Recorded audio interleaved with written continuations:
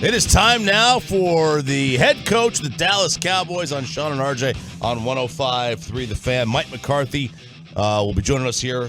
Sean and RJ. Bobby is in for Sean. Sean's out. He'll be back next week. And that is brought to you by Black Rifle Coffee, the official coffee of the Dallas Cowboys. Good morning, Coach. How are we doing today? I'm doing well, RJ. How was your vacation, most importantly? It was relaxing. I played golf. in like 40-degree weather. How was your Christmas? Did you go to Vegas again? No, I did not go to Vegas again. That was last year. Because we're going for the Super Bowl. You guys will be there, too.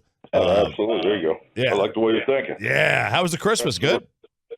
Yeah, I mean, we had to work. No, it was nice. Yeah, it was short and sweet, but, obviously with this Saturday night game, so we had to come in in the afternoon here, so. But all was good. Very blessed. Very nice. Hey, real quick, do you have advice for Bob? Bobby's got a hoarse voice. Yeah, He gone. lost his voice. My voice is shot, Coach. So have you ever come in Monday morning, lost your voice from the game? Like, have you ever had any good remedies to get that voice back, get the larynx working? Yeah, definitely. Lemon. Whether put it in your water in the morning and hot water at night. Perfect. That's always worked best for me. Perfect. Peyton, go get me a lemon, please. I need to put it in my tea this morning. There you go. Coach, you got the Detroit Lions coming up this week, and obviously one of the big things that's going to happen is the Jimmy Johnson Ring of Honor induction. I know you came in the league around the time that Jimmy was making that transition out of Dallas and into Miami, and the Cowboys had a certain reputation. Can you just talk about when you came into the league, your impressions and the way that you view Jimmy's impact in the league and the way those Dallas teams kind of impacted the league back in the 90s? Definitely. My first year in the league was 1993, and that was just really the height of the great teams of the 90s. And when I look back on that era, I mean, it was the Cowboys and the 49ers. That those were the two elite teams, and obviously, Jimmy Johnson and what he did at Miami, and frankly, just being a kid growing up in Pittsburgh, I remember Coach Johnson on Jackie Sherrill's staff because that was a great run they had there. The 3 years of going 11-1 with Jackie Sherrill at Pitt. So, yes, that was my time. The only time I played against those teams was 95. I was with Kansas City. We came down and played the Cowboys on Thanksgiving Day. So, I've always had great respect for Coach Johnson. Coach, when you're playing a team like the Lions, that I mean, you never know if it's a trick play coming or not. Like, do you have to be on high alert when you're playing this team?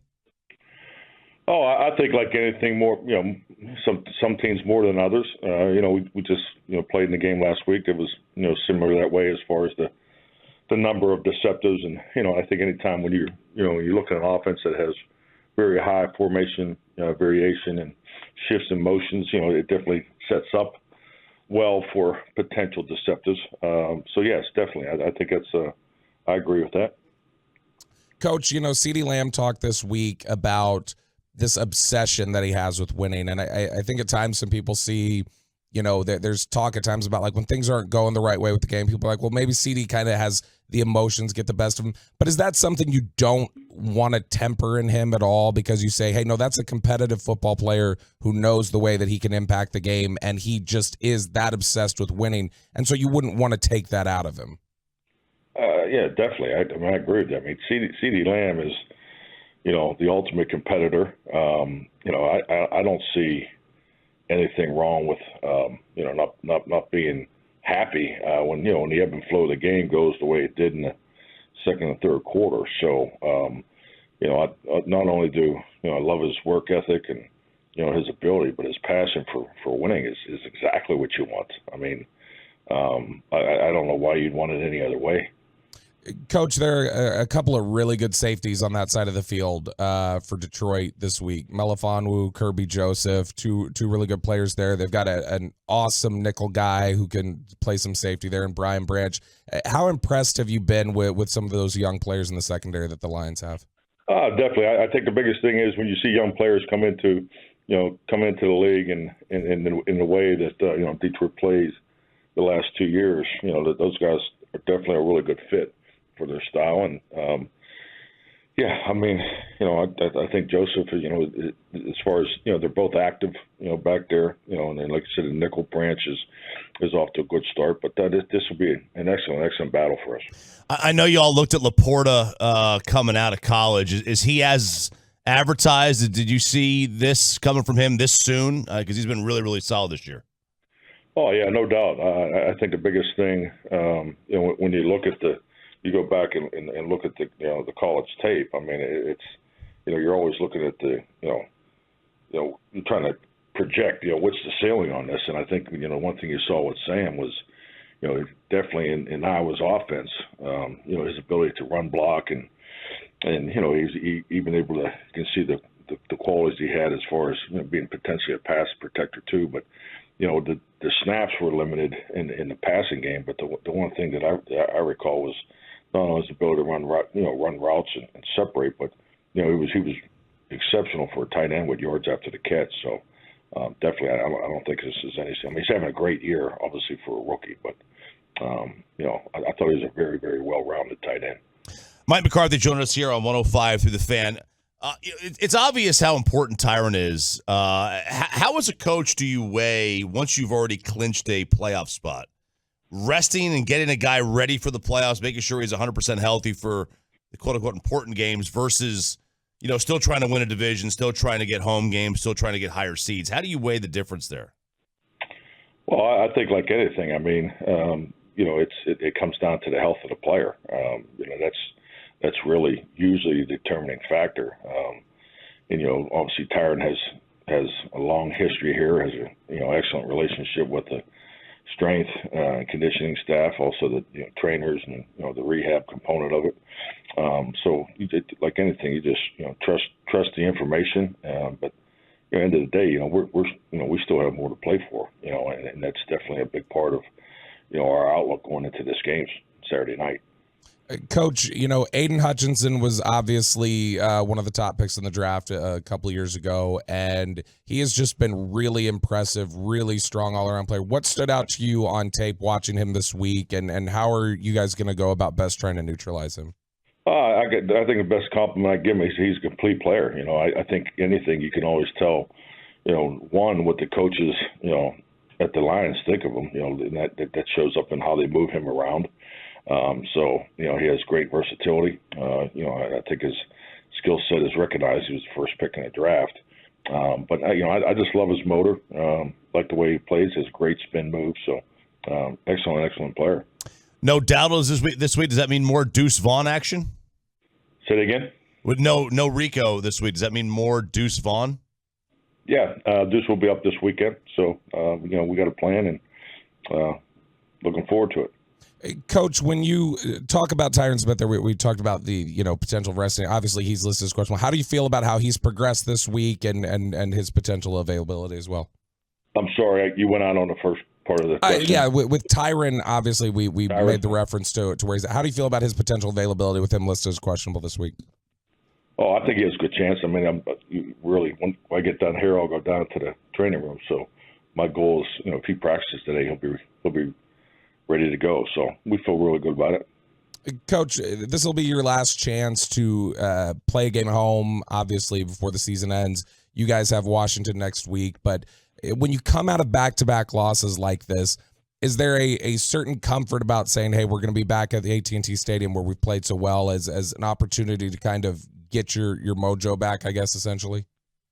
I would say comfort. Comfort breeds complacency. I think just the reality of staying in touch with who we're playing. I think in my opinion, will be our biggest challenge at home. And I just, I think we talked about this after the Philadelphia game. I think a stretch of games is exactly what you're looking for, going into the playoffs. So, like we said earlier in the conversation, we still have a lot to play for. Obviously need some help from Philadelphia, but yeah, this will be a huge challenge for us, and we need to win and grow and get better as we prepare for the the playoff tournament.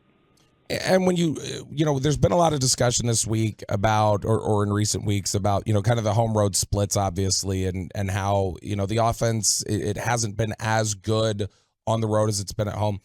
Have you guys looked at, hey, maybe there's, the communication, because I know that's been something that's been discussed this week. Has the communication angle been something that you feel like, hey, we've just got to get our communication to a level like it's been at home, whether it be, with the offensive line or pre-snap or whatever else? Well, I think the biggest thing is, based on what you define the level is, the communication at home is obviously entirely different than on the road. Every team experiences that. Obviously the environment you're playing on the road too. We're so fortunate with the great fan base we have that they show up on the road. Sometimes those challenges aren't as big as they could be. The communication part of it is always going to be a little different. But at the end of the day, it's about executing in the environment that you're competing in, and that's what we're really focused on as far as those road games. Do you think that in general we make too much of the home road splits then? Like it's playing on the road is not that easy. Yeah, I think so, but I think it's just part of the great evaluation process of the media. I think you guys gotta have something to dig into. So we get it. I just have always taken an approach. You look at every game differently. I think everybody prefers to play at home. I know we do. But it's part of winning, and if to think you're going to win a championship, sometimes you have to go on the road. That's been my personal experience. So, I have no qualms about taking this team anywhere, and that's really part of the emphasis here in this final stretch of games. So I think we haven't won the last two, but I think the experiences that we've gained from the last two games are definitely gives us a chance to pay that forward. Coach, as we get near the end of the season here, this was obviously your return to play calling. How fulfilling has it been to get back to doing that and, be able to be involved with that again? And, what have you learned about yourself again as a play caller getting back into this grind? I think the biggest thing, big picture wise, I've learned about myself was, quit getting too far away from the basics and remember why you're here. And, in the play calling component of it is, there's no other thing I'd rather do on a Sunday. And so, yes, I'm enjoying it personally, but I think like anything, there's a discipline. And being a head coach, when you lay out the job description and responsibilities for everybody, you always, have the mindset you feel like you do what's best for the team and best for that, best for the team at that time. And I think, coming here when I did and everything we went through in the beginning, I don't look back on those decisions, but definitely this is where I want to be right now. Coach, I want to ask you about Dan Campbell. I know when he was hired, us wonderful evaluators in the media, I think a lot of people kind of laughed at his opening press conference. He's going to bite legs off and nibble at you or whatever. But he seems like a great leader of men in an era when everyone is going towards the X's and O's genius. They went with just a leader, and how much of that is coming from the playing side, just coming in and being able to relate to players. Yeah, I think a big part of being successful in this league is you don't want to be 1 year wonder, and you see it happen all the time. The best approach is to go in and build a culture and build a program, and when the organization gives you that opportunity, I think that leads for the chance for sustained success, and that's the biggest challenge in my experience of being a head coach. And I don't know Dan personally, but just from afar and having spent a lot of time in that division, I think he's done an outstanding job of building the culture, and I think he made it clear what he was after in his press conference. So, hey, if you may not agree with the verbiage or the word selection, but I think he clearly laid out his plan, and I think you have to recognize that their football team plays that way. Hey, Coach, we really appreciate this. Best of luck tomorrow night. Have a great New Year, too. All right, guys. Happy New Year. Happy New Year, Coach. Mike McCarthy, brought to you by Black Rifle Coffee, the official coffee of the Dallas Cowboys.